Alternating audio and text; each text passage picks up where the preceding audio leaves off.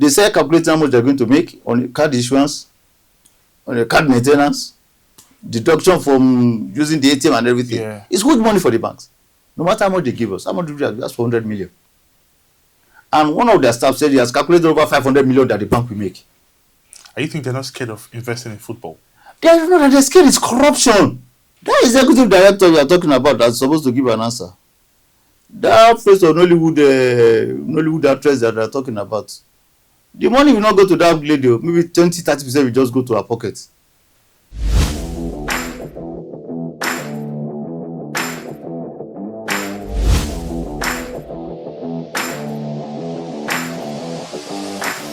This is the biggest sports show in the capital city and beyond. All things considered on the thrills. And I am Samuel Akman right here. And on this episode of the show, I have a visionary football leader, the Chief Operating Officer of Nationwide League One, Mr. Olushola Benga, right here in our studio. He is exceptional when it comes to his administrative prowess and is right here in the studio. You're welcome to the show, sir. Thank you very much. Good morning. Yeah, good morning and welcome to our show. Let's kickstart real quick. Looking at football or the footballing pyramid of Nigeria, the NLO is like a propeller for players, it's a propeller for the coach, and it's a propeller for the nation that wants to build a tactical base around the national team. What is the NLO doing to propel teams, propel coach, and propel players? With a national blueprint, is there a national blueprint at the NLO to shape our football? Yeah, thank you very much. First answer is yes, there's a national blueprint approved by Nigeria Football Federation and approved by the Presidential Task Force. We have a 5-year master plan, we have a 10-year master plan. So from our 5-year master plan, which we've been able to meet 90%, and that ends this year, 2025. So the blueprint is we develop football at the grassroots. We are like the foundation because there's virtually no player in Nigeria that did not pass through NLO. When you talk about no players in Nigeria, even in the Super Eagles. Let me tell you, it's very funny. All NLO players, any players in the Super Eagles are NLO players. No MPFA players in the Super Eagles. The only one you can see now is Nwabali. Made mention, look at the Super Eagles team and tell me anyone that have played professional league in Nigeria before playing for the Super Eagles. Can we spot 2 or 3 players or 4 players from the NLO that are in the Super Eagles right now? Victor Osimhen plays in NLO. Okay. Victor Osimhen played in NLO. He didn't play any professional league in Nigeria. He had natural fine. He actually is being eased out. Played in the NLO. He didn't play in the Super Eagles. He didn't play in the professional league in Nigeria. Simon Moses played NLO. They didn't play professional league in Nigeria. Onyeka played NLO with Ebede. I can mention 15 to 20 of these players. They did not play professional league in Nigeria. Tell me the club they play for in Nigeria professionally. No, it's through NLO. NLO is the vessel that move players out of this country. Go and check the FIFA transfer machine system. NLO has about 75 to 80% of players' movement out of the country. And why I said they don't play for professional leagues, they pick them for NLO because NLO parades youthful players. The clubs abroad, they don't work with elderly players. They work with youth players. So they pick them from the NLO team and they take them abroad, brush them. Super Eagles invite them to come and play for Nigeria. That's quite interesting. When you talk about Nigerian NLO feeding the Super Eagles, it's a very big one. But when you look at the transfer pattern, let's talk about the transfer pattern now. When you look at the transfer pattern, I don't think we have had any player who goes from the NLO straight to the Premier League. Because of why? They had to go and brush up their technical aspects in nearby leagues, then probably go to the Premier League or the Spanish La Liga or even the Italian Serie A. Even the Victor Osimhen had to go somewhere. If we mention their names, even Iheanacho had to go somewhere. Now the question is, technically, how are we brushing our players in the league so we can compete at par at the biggest boys in the African League? Fine, let me tell you. Let me correct something. There are players that have moved from NLO straight to top league in the world. Akin Sanmi or something like that from Beyond Limits moved from NLO to Inter Milan.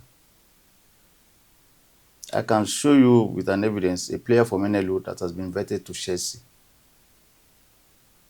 But maybe you are not aware. Presently, as we speak. I will show you. I have evidence with me. Direct to Chelsea. A player of Ojodu played in a very good tournament in Italy. Ojodu United is still in NLO. That was where Chelsea saw him and picked him. He was the last player they dropped for this under-20 World Cup that did not perform very well. So they move. But the regulation in English football is quite different. It is now that they have adjusted the regulation that permits player to now go directly into the championship. And most of the Premiership clubs, once they see a very good player, they will sign that player and possibly loan him for development with their sister club in Europe. That's what they do. But UK is not bigger than the whole Europe. We have more clubs in Europe than the ones in UK. So that was why you see most of these players, they go into all these clubs, all the in lesser countries, the Scandinavians, the Eastern Europe and everything. But I can tell you for free that once they are exceptional players, they go straight to where they want to go to. That's interesting. And let's go back to the cadet team of the various national teams in Nigeria. The under 17 has failed to reach the Nations Cup. They are not going to the World Cup. The under 20, we saw what happened. They got kicked out really early by Argentina. We saw what happened with Morocco winning the World Cup because they have a national blueprint and they follow the national map of football for a while and they are reaping the benefits of that. And we look at the under 23, for instance, for the first time in the history of Nigeria, we've not gone to the Olympics back to back. Yes, the NLO is feeding the Super Eagles. Yes, we have talented players in Super Eagles. Why is there a gap, a disconnection? Let me tell you, NLO cannot be compared with NNL or MPFL. And I'll tell you why. We saw what happened in the Chan Eagles. They're all full of MPFL players. And you saw their performance. And I'll give another example now. The tournament just ended in Tanzania when Nigeria was celebrating. City Football Club went to Tanzania, played against champions from Kenya, from Tanzania, from Zimbabwe. They are league champions in a tournament in Tanzania. And City won. City is from NLO. Go and check. It happened I think this month. So you now come back and tell me that NLO is not good. City Football Club is from NLO and defeated all the Premiership winning champion of those countries. Defeated all of them. Now, I don't need to tell you what is happening, but we have the raw materials in Nigeria. Why do we have coaches in Nigeria? The coaches need to do their job. Now, when you say the coaches need to do their job, it has to do with the Football Federation. It has to do with the proper environment for coaches to thrive. But we don't have that now. No. I will say no. Nigeria Football Federation is just an administrative part of it.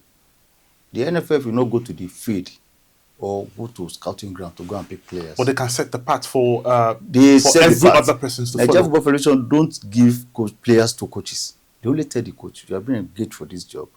Get us the best team that will represent Nigeria. The only thing Nigeria Football Federation does through the technical department was to monitor what the coaches are doing. But then the onus lie on the coach to pick the best player he believed will serve Nigeria better. So that is what we are experiencing now. The coaches are not doing their job. That is just the fact. The coaches are not doing their job. And if you look at the City Sport I'm talking about, the coach there is a Nigerian. The club is from Abuja here. The coach picked the best players he can. He scouted the best players at the back from the grassroots. And he put them together. They played for some time, bonded together, traveled to Tanzania, and defeat the whole of South African Region League champions in a tournament. Not just one of them. I think they played about 5 or 6 matches, and they won all their matches. The boys are younger boys, and they defeated all Premiership players in their clubs in those countries. There was a club in Tanzania, one of the biggest clubs in Tanzania, just like we have Kano Pillars in Nigeria and Eyimba. The club did not believe it, that they are not our league champion in Nigeria, that they are the third league champion in Nigeria. It was during an interview that all of them screamed. So this is not the Premier League team from Nigeria. So why didn't they take this team to come and represent Nigeria in Sham? Yeah, but when you look at that has to do with selection problem. Who does selection? Coach, not NFF. The NLO should have a voice in we have these good players. You can take on these good players. You can be these players. We have monitored. We have a database. We track them every week. Yes, let me tell you. I can give you the list. We have list of scouts.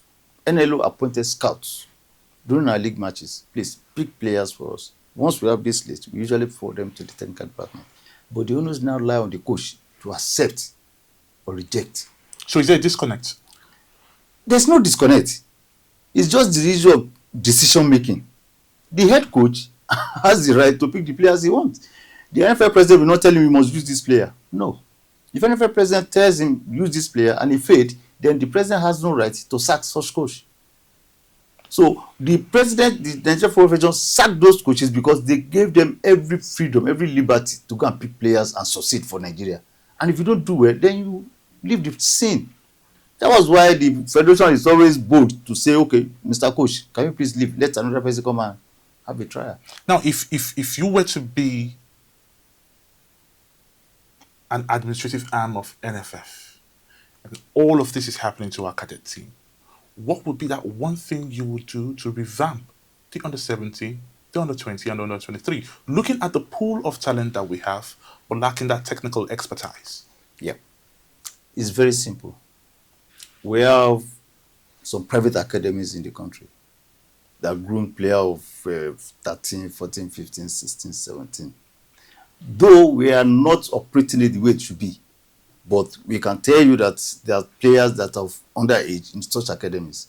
In NLO, we have under 19, which is our Division 2, that we only permit players that are below 19 years.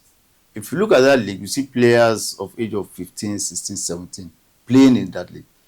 My responsibility is to tell all the coaches, then people in the technical department, okay, NLO matches are started. Then this venue, then this state, then this, that. Okay, please, all of you should go to the field. Do the scouting. Bring the pool of the players we have selected. Technical department, come and sit down with them. Bring all these players together, put them to test. Let everybody do that. We have somebody now, he has retired from NFF, Koshi Jilagunju. So he was sick before he retired. He does that a lot. Most often when he was in NFF, he would come to the NLO, say, Shola, please, we saw one player somewhere, please help us check his age in your record. We will. Sometimes we will come and ask us, do you have any players recommended by your officials? Even referees, in their report, I can show you my office. Referees in their report do recommend players that this player is exceptional in this team. Referees, match commissioners, they do that because we usually let them know that if you see an exceptional player, please alert the NLO so that we can inform the technical department. The technical department will now call the coach. These are the players recommended from this lower league. Please, can you look at them?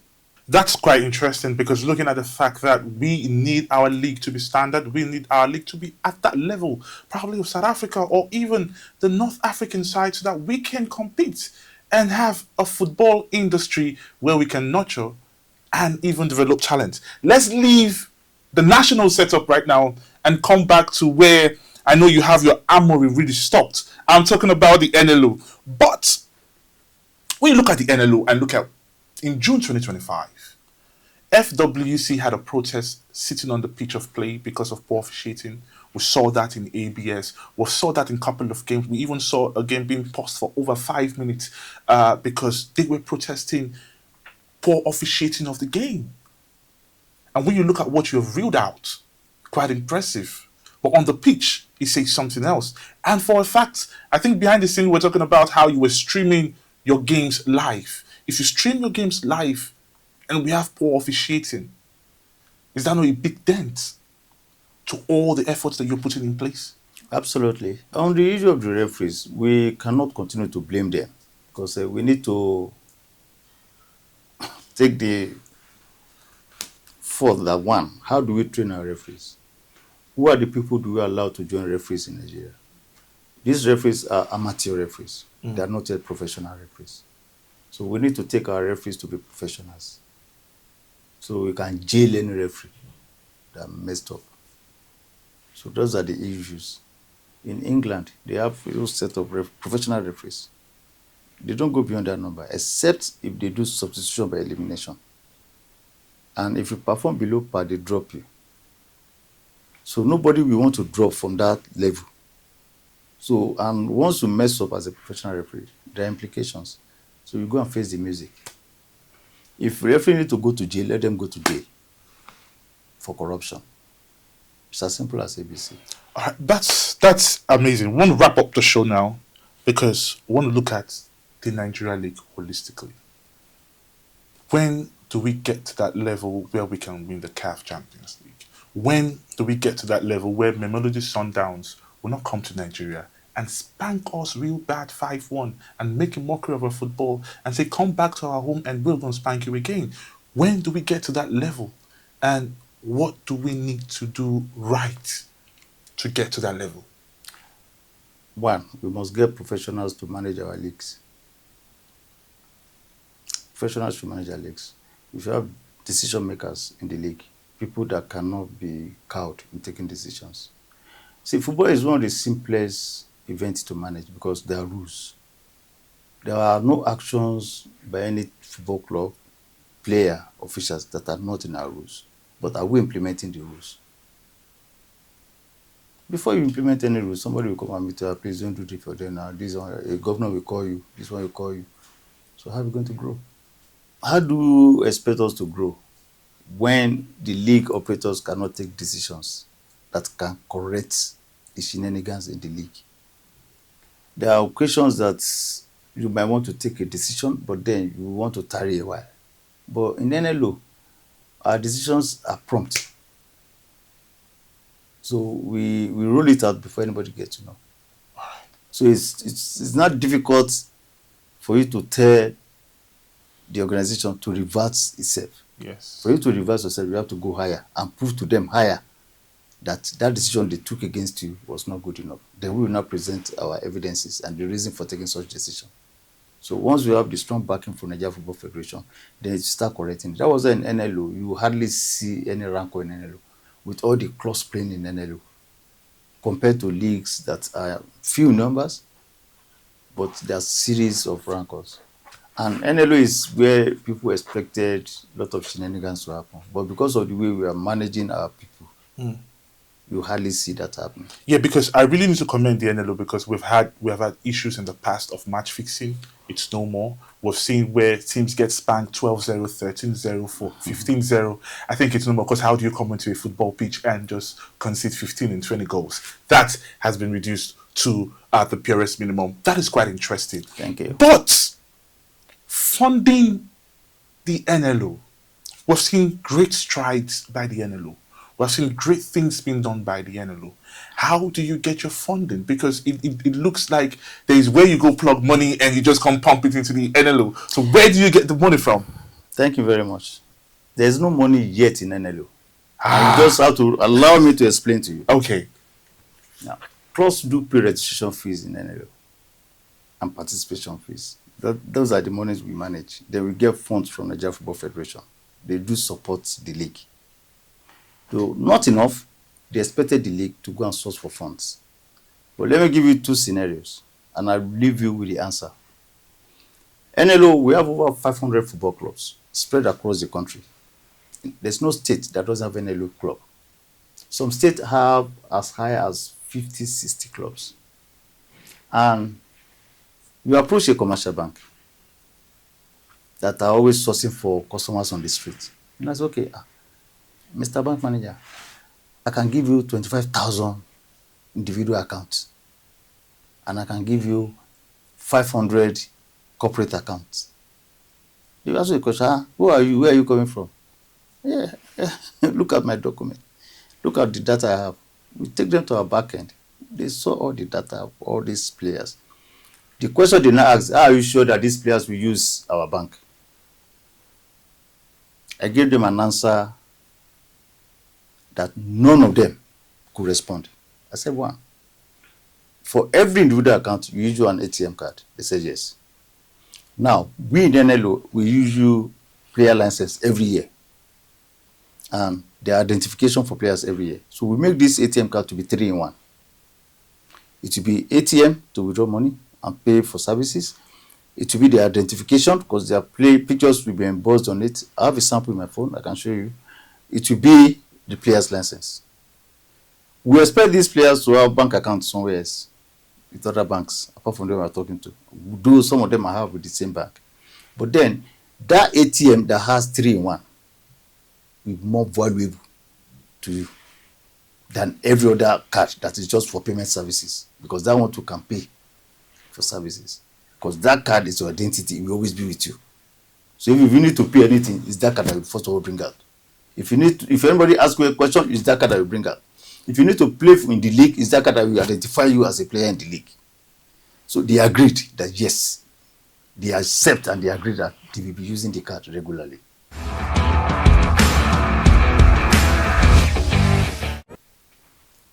I told them that apart from the local currency, you still open a Foreign account? foreign account with them, Yeah. a domiciliary account. Yeah.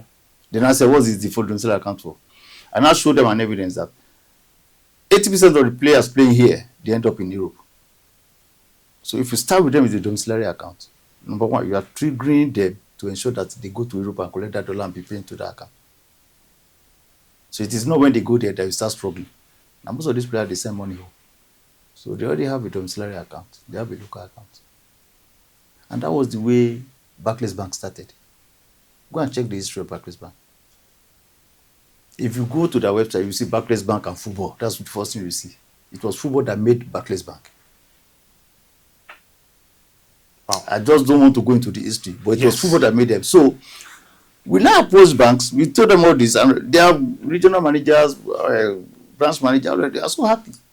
Because why? They already start calculating how much they're going to make. Because usually the card alone, you make money. That's return on investment for them. True that. No matter how much they give us, which is going to last for 1 year. They start calculating how much they're going to make on the card issuance, on the card maintenance, deduction from using the ATM and everything. Yeah. It's good money for the banks. No matter how much they give us. How much do they ask for 100 million?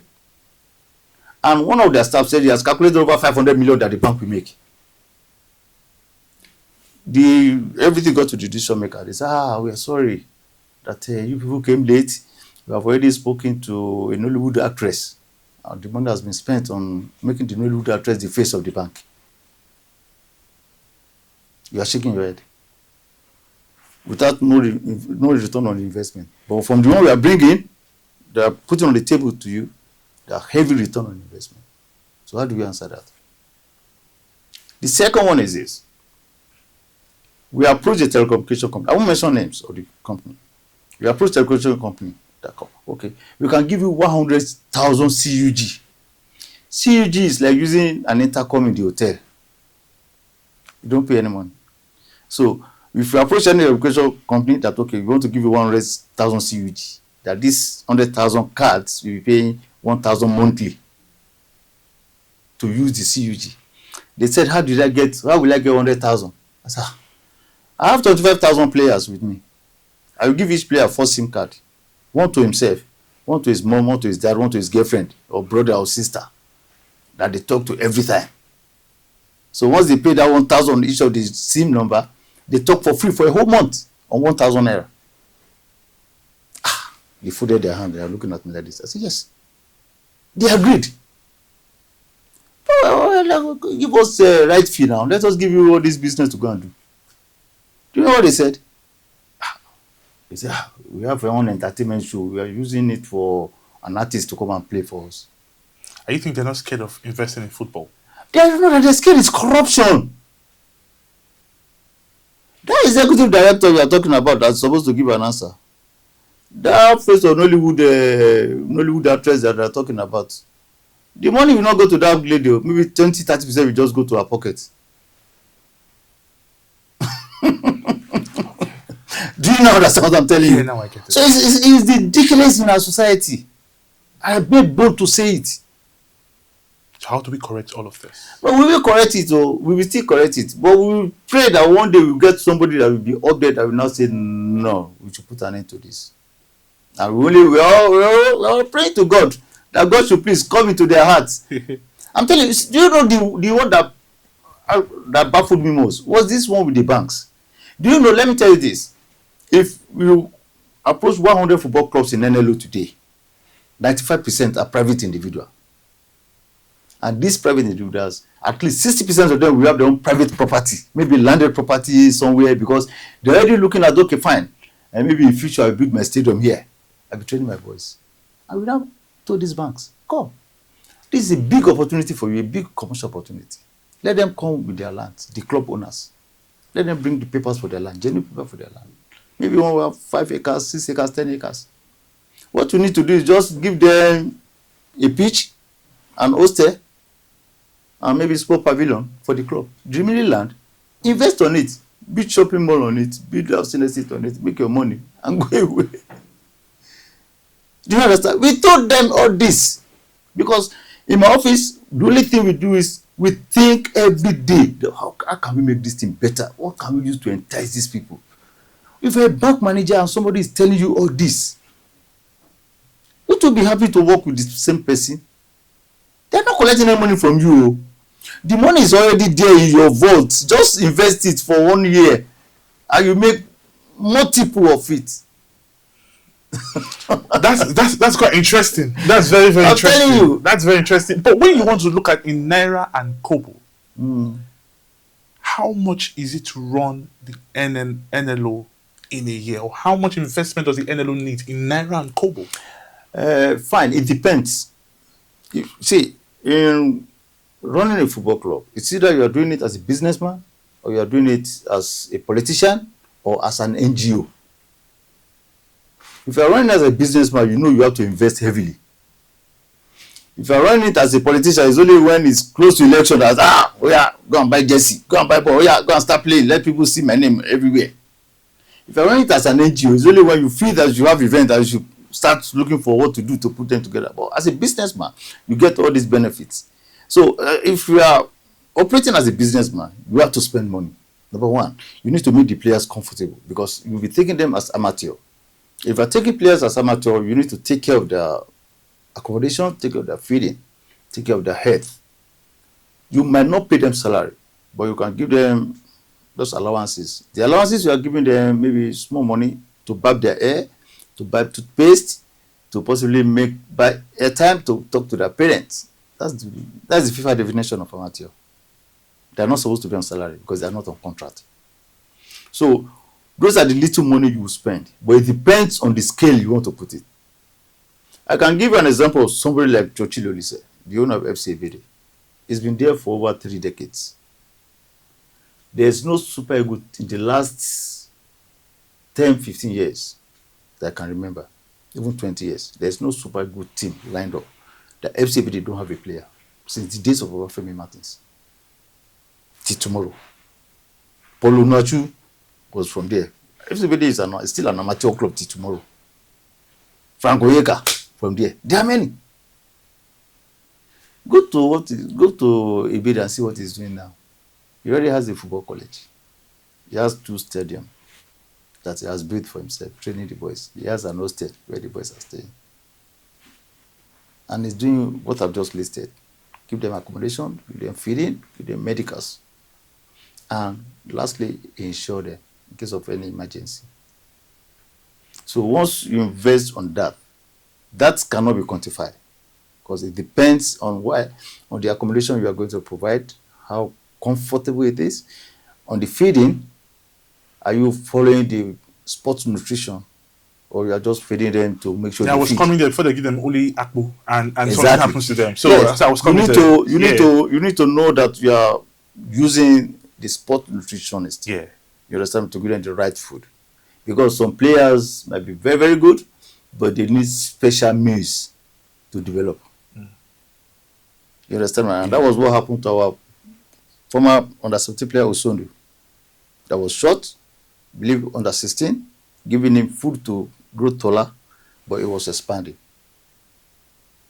So there are a series of things that need to be put into consideration before you can now call yourself a club owner that want to succeed.